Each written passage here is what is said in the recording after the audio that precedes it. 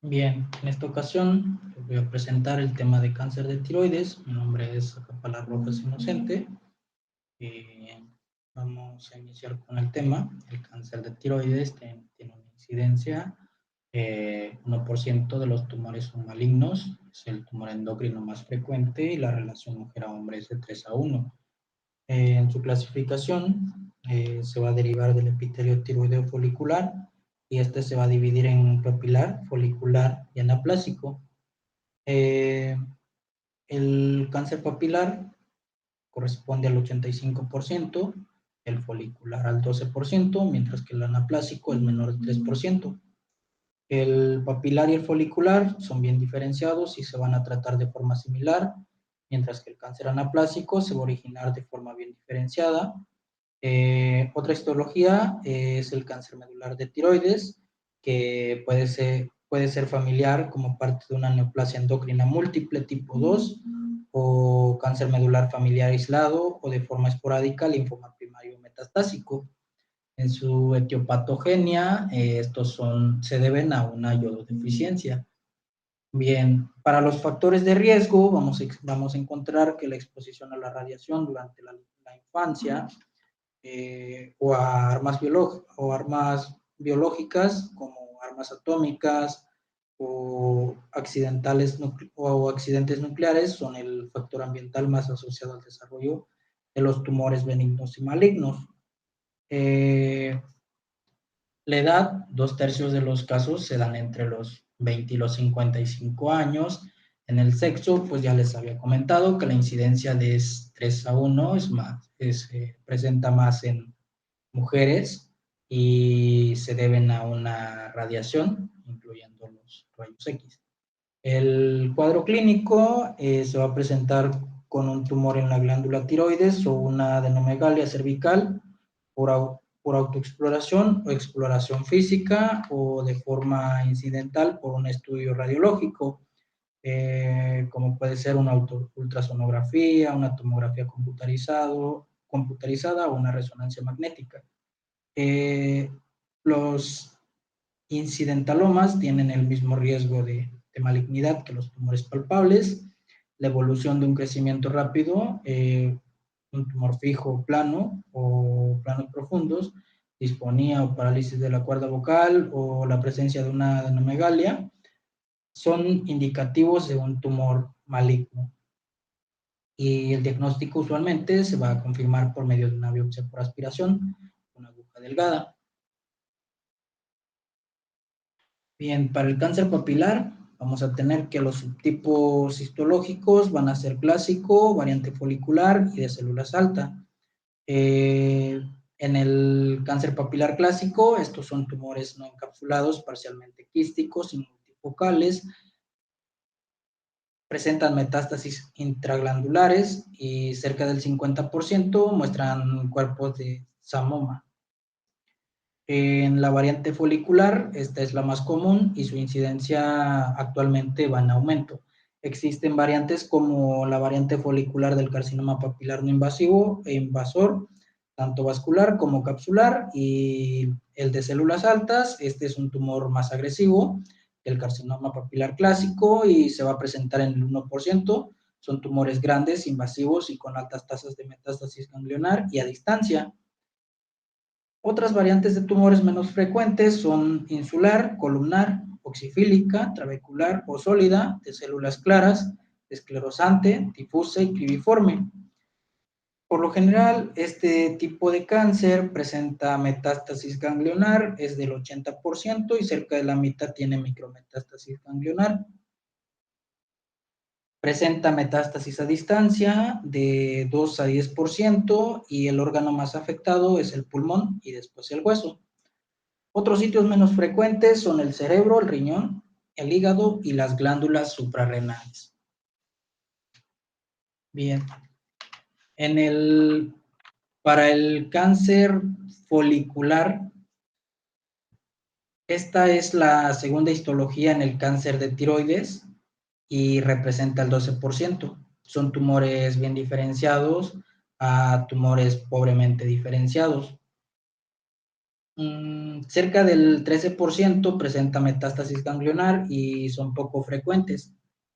Y presenta metástasis a distancia, se va a diseminar principalmente por vía hematógena. La metástasis a distancia ocurre en el 10 al 15% cuando son menores de 2 centímetros y los sitios más frecuentes de metástasis van a ser el hueso y el pulmón. Mientras que en el estadiaje, las guías de manejo del cáncer diferenciado de tiroides de la ATA han propuesto un estadiaje para estimar el riesgo de la enfermedad recurrente persistente y los dividió en bajo riesgo, riesgo intermedio y riesgo alto. Entre los de bajo riesgo, estos son carcinomas papilar de tiroides confinados a la glándula, mientras que en los cánceres de riesgo intermedio presentan metástasis regionales, son de histologías agresivas, tienen extensión extratiroidea o invasión vascular, mientras que en los cánceres de tiroides de alto riesgo tienen extensión extratiroidea, presenta metástasis a distancia o tiroglobulina que sugiere una enfermedad a distancia.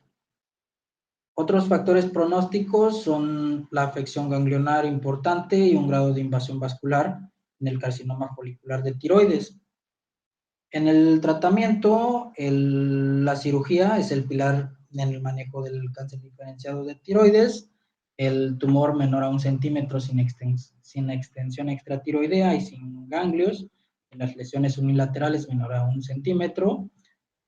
Para este tipo de tumores se va a indicar una hemitiroidectomía sin tener enfermedad contralateral, con una historia de radiación, una historia familiar de cáncer o anormalidades en los estudios de imagen.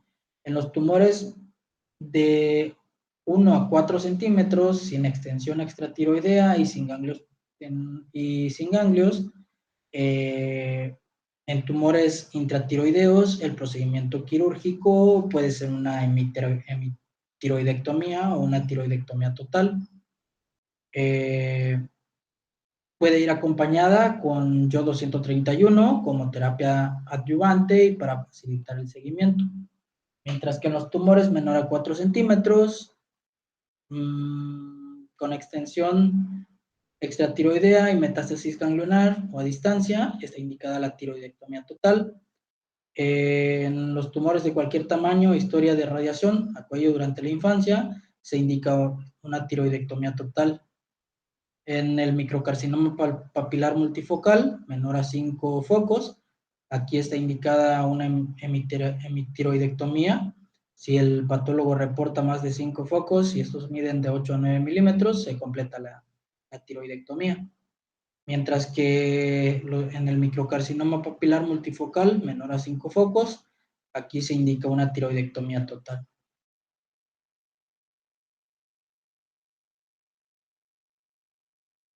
La disección de cuello es profiláctica. La disección central de cuello profiláctica es controversial en los pacientes con menores de 4 centímetros y una invasión extratiroidea y ganglios laterales clínicamente involucrados. Se puede realizar una disección de cuello central profiláctica. La disección de cuello posterolateral profiláctica no se indica, pues debido a que no tiene un beneficio en la sobrevida del paciente.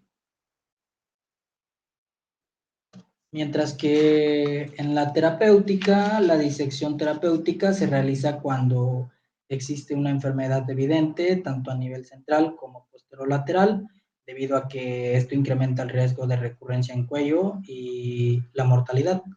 En la enfermedad invasora, cuando afecta los músculos pterigoideos, la tráquea, el nervio laríngeo recurrente, la laringe, el esófago, el conducto torácico o la carótida, aquí conviene realizar una valoración preoperatoria adecuada con laringoscopía o con estudios de imagen. Y el procedimiento conservador es la hemilaringectomía vertical o la resección circunferial de la tráquea para mantener la función. Y en la invasión extensa intraluminal ocasionalmente es necesaria una laringectomía radical. En el tratamiento con radioyodo, este es un tratamiento adyuvante más efectivo en el cáncer diferenciado de tiroides, y este se realiza después de efectuar una tiroidectomía total, pues debido a que ofrece una terapia adyuvante para la enfermedad subclínica micrometastásica, debido a que va a evaluar la destrucción de la enfermedad subclínica o microscópica después de una cirugía. Así también va a disminuir el riesgo de recurrencia en la enfermedad de alto riesgo. Va a mejorar la especificidad de la tiroglobulina como marcador tumoral. Va a incrementar la especificidad de rastreo con yodo 131 para la detección de la enfermedad recurrente o metastásica en los pacientes de riesgo bajo de la ATA. Muy rara vez se necesita un rastreo a dosis ablativa de yodo 131. Los pacientes de riesgo intermedio a alto de la ATA son candidatos a dosis ablativa con yodo 131, y la dosis ablativa está indicado en los pacientes de riesgo intermedio que por lo general presenten invasión microscópica, ganglios metastásicos fuera del lecho tiroideo, que presenten invasión vascular o histologías agresivas. En todos los pacientes de alto riesgo con metástasis a distancia, con invasión tumoral, macroscópica y resección incompleta del tumor. En la dosis de yodo 131, la dosis normal de la ablación del tejido tiroideo es de 30, y cuando el objetivo es una dosis adyuvante para la enfermedad metastásica subclínica, se administran de 75 a 50 microlitros.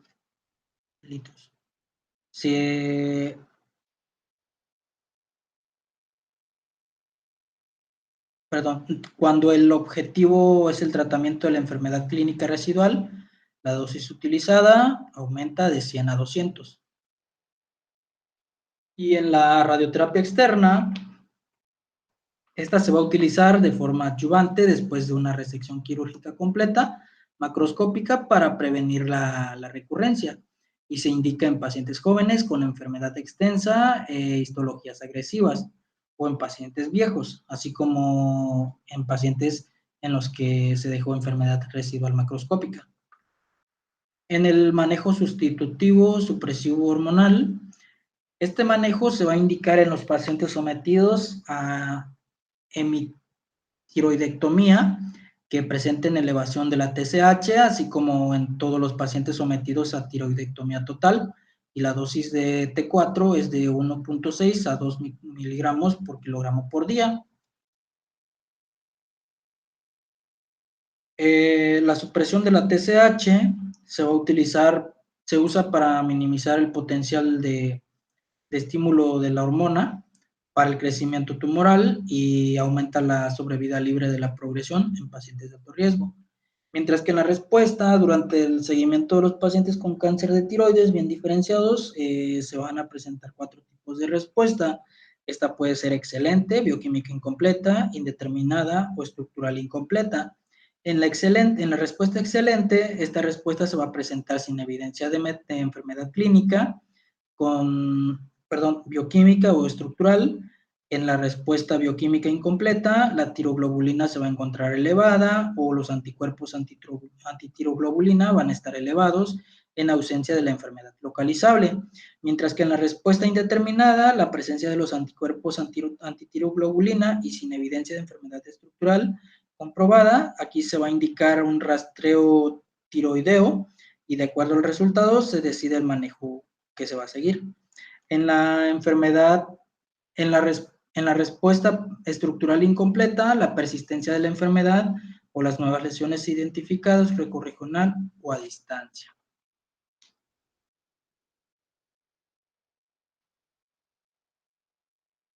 Bien, en el manejo de la enfermedad, esta puede ser detectada clínicamente por elevación de la tiroglobulina y el método más sensible es la ultrasonografía.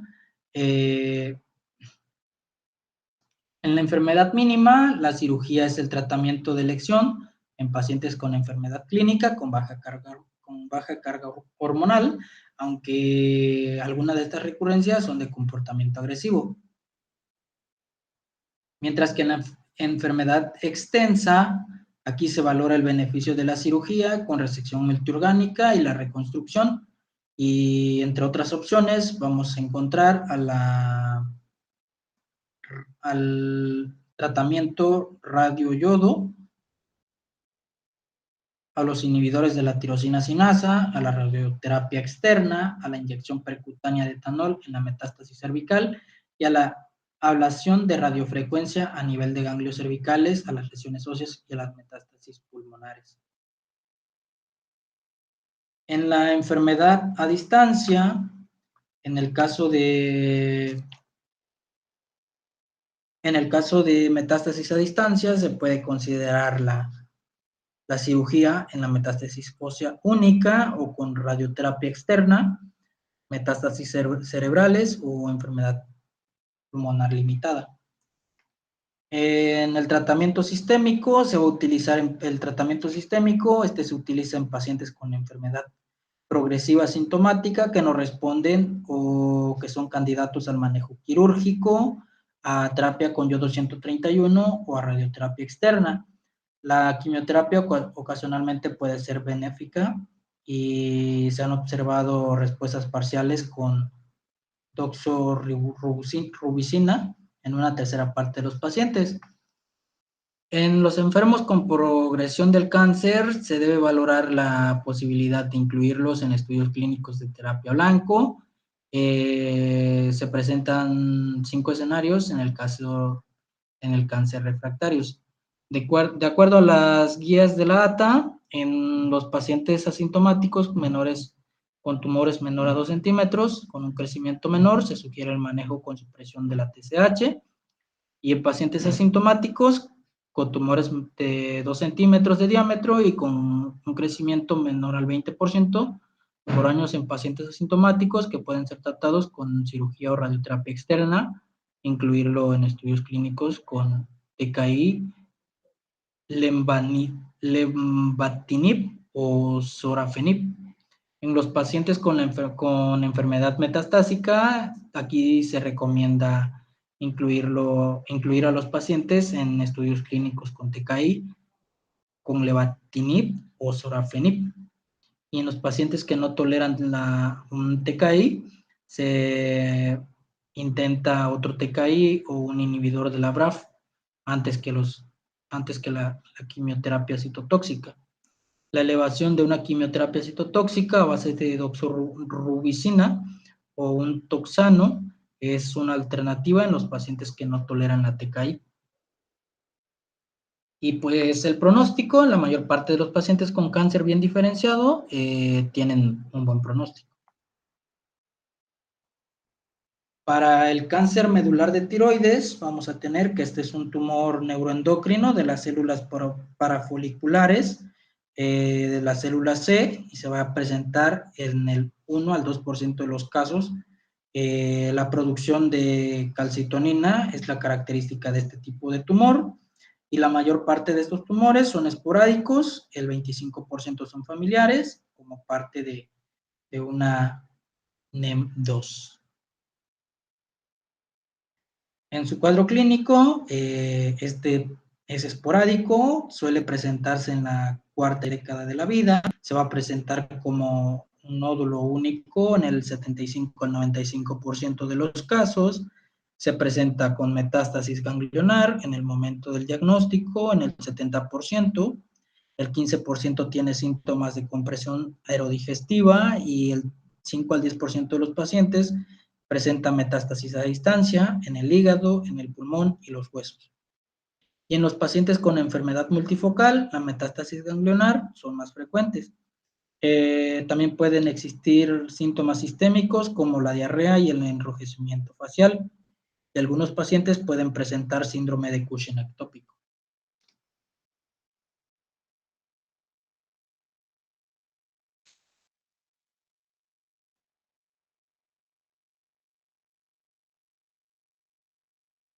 Bien, en el cáncer hereditario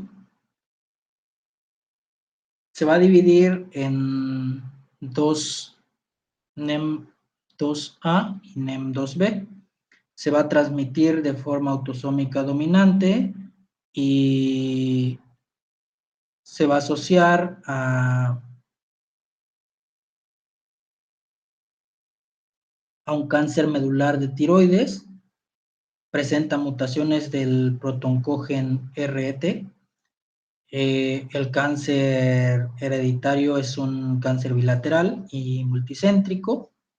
Bien, en el NEM2A, este se va a asociar con un carcinoma medular de tiroides, a un feocromocitoma, e hiperplasia paratiroidea, y la penetrancia es del 100%, mientras que en el NEM2B no va a incluir hiperplasia paratiroidea y el cáncer va a ocurrir en casi todos los pacientes.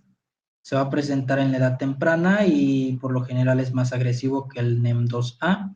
Los pacientes tienen un hábito morfanoide, neuronas de mucosas y ganglioneuromatosis intestinal.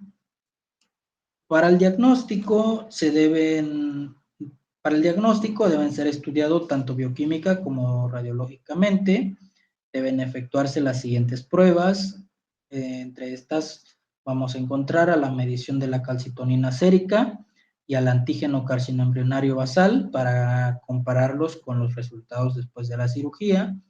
El ultrasonido de cuello para determinar enfermedad local y regional, además de tomografía computarizada o resonancia magnética en pacientes con metástasis ganglionar local o con calcitonina menor a 400.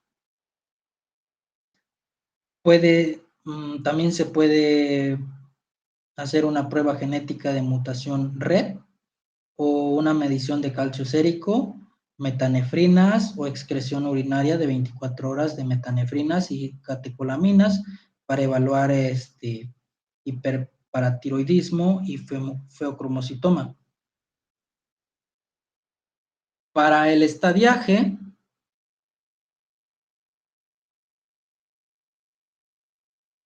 el estadiaje se va a hacer de acuerdo al TNM y a la UICC.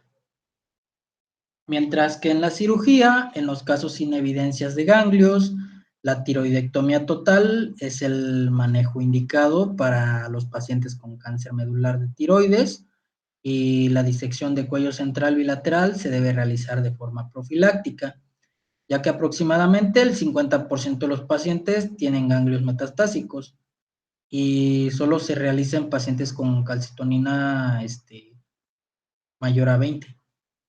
En los pacientes con evidencia de enfermedad ganglionar se debe realizar una tiroidectomía total con disección central terapéutica bilateral y disección lateral de cuello ipsilateral, así como una disección profiláctica de cuello contralateral en los pacientes con nivel de calcitonina menor de 200.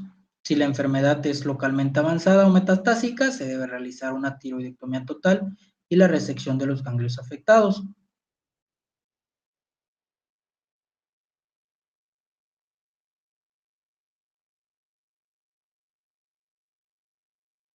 En el manejo preoperatorio, la medición de la calcitonina y el antígeno carcinoembrionario se hacen de forma rutinaria a cada 2 a 3 meses para la detección de una enfermedad residual. Los pacientes con antígeno carcinoembrionario y calcitonina normal se consideran bioquímicamente curados y tienen un buen pronóstico. Si hay una hipercalcitonemia, existe una evidencia de enfermedad residual y en el alrededor del 30 al 55% de los casos hay una persistencia de calcitonemia.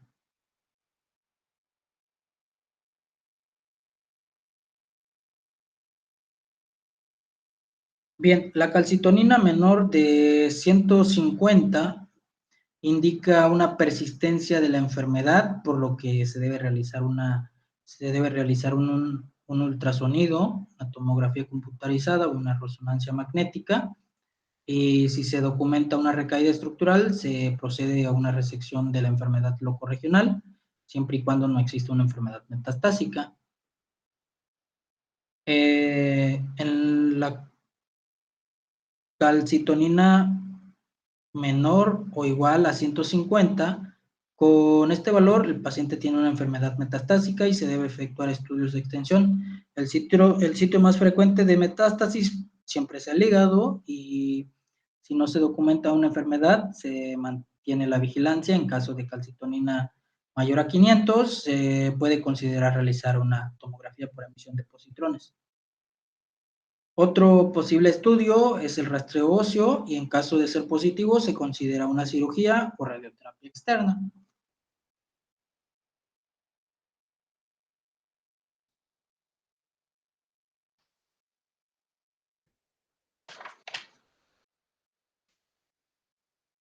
Bien, en el manejo de la enfermedad residual o recurrente, aquí las opciones de tratamiento van a incluir la observación, la cirugía, la radioterapia externa, la radiofrecuencia o las terapias sistémicas.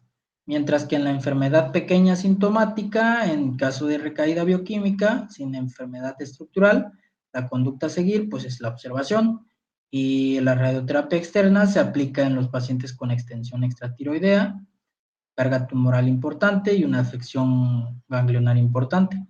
Si la recaída estructural es mínima, se sugiere una cirugía, y en caso de no poderse efectuar, se aplica radioterapia externa y se aumenta el control ocorregional. Mientras que si la enfermedad ganglionar es mínima o a distancia, la observación está recomendada en enfermedad asintomática, en enfermedad múltiple y la calcitonina mayor a 1000. En la enfermedad voluminosa o sintomática, en caso de enfermedad locorregional voluminosa o sintomática, macroscópica resecable, se emplea cirugía, y si la enfermedad no es resecable, se emplea radioterapia externa. En caso de que ya hubiera aplicado radioterapia, se considera el uso de un TKI. Si la enfermedad es metastásica, macroscópica o sintomática, se puede realizar cirugía o se puede aplicar radioterapia externa.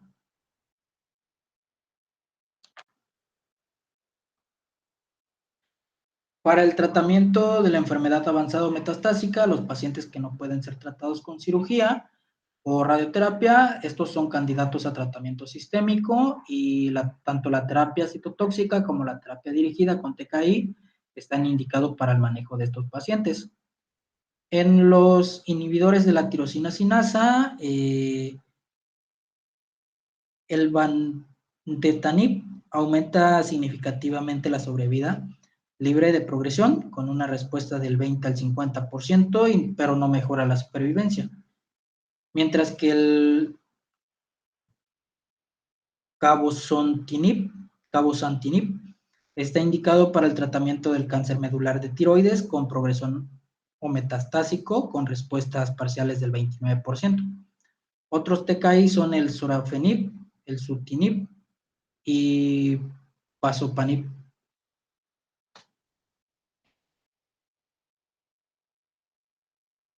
En la quimioterapia citotóxica, esta tiene poca actividad en el cáncer medular de tiroides, con respuesta parcial del 10 al 20%.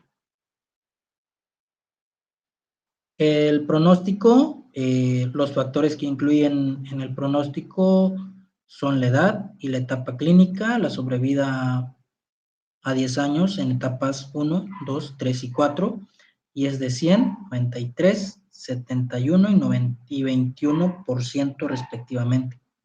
La elevación de los marcadores tumorales entre los 6 y los 12 meses se va a asociar con una mala sobrevida. Bien, para el cáncer indiferenciado o anaplásico, Estos son tumores extremadamente agresivos, con una mortalidad del 100%, pues hay una rápida progresión de la enfermedad y los resultados a los tratamientos son pobres. Ofrecen una calidad de vida que es parte integral del tratamiento de esta enfermedad. En la epidemiología, la incidencia es de 1 a 2 por cada millón de habitantes y representa del 2 al 5% de todo el cáncer de tiroides. La edad media es de 65 años y el 60 al 70% de estas neoplasias ocurre en mujeres.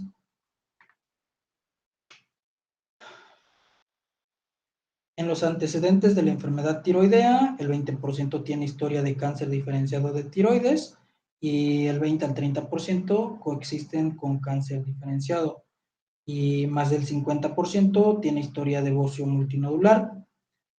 En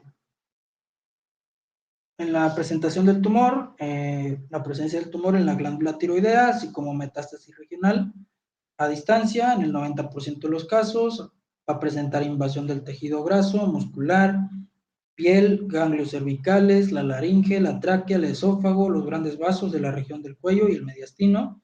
La presencia de metástasis a distancia es del 15 al 50% y el sitio más frecuente es a nivel pulmonar, con un 90%, seguido del hueso de 5 a 15% y el cerebro un 5%.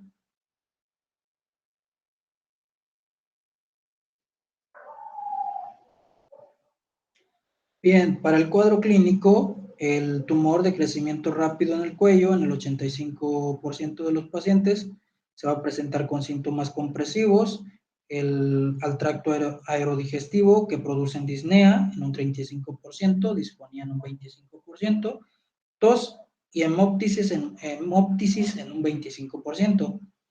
Hay una presencia de metástasis regional en el 50% de los casos.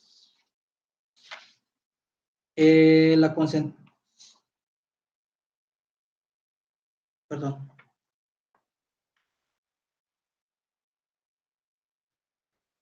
Para el diagnóstico se va a realizar por medio de biopsia con aguja delgada, de corte grueso o incisional.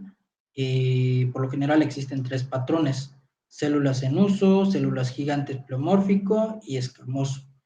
El estudio de inmunohistoquímica para factor de transferencia tiroidea 1 es negativo, hay una presencia de mutaciones BRAF y P53. El diagnóstico diferencial es el cáncer de tiroides pobremente diferenciado. El cáncer medular de tiroides, un linfoma, un melanoma y un sarcoma.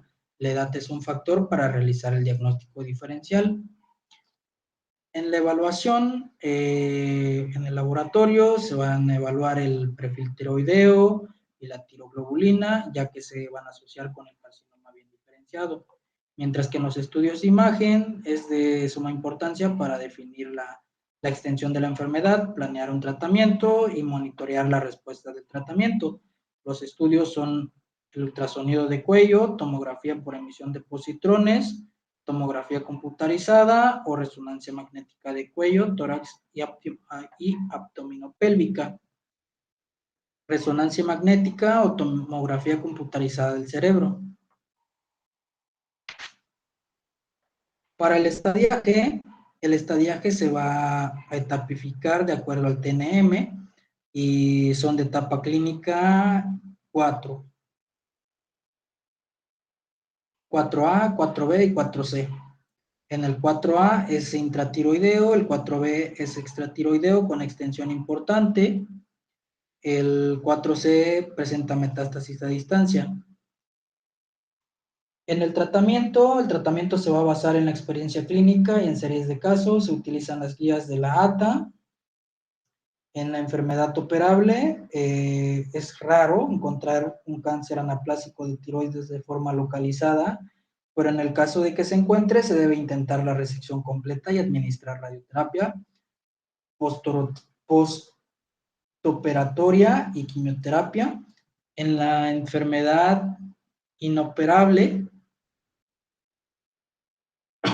Estos pacientes deben ser tratados con radioterapia externa, aunque no prolongue la sobrevida del paciente. Se puede aumentar también la respuesta local con radiosensibilizadores como la doxorubicina, cuya respuesta puede ser hasta del 80%.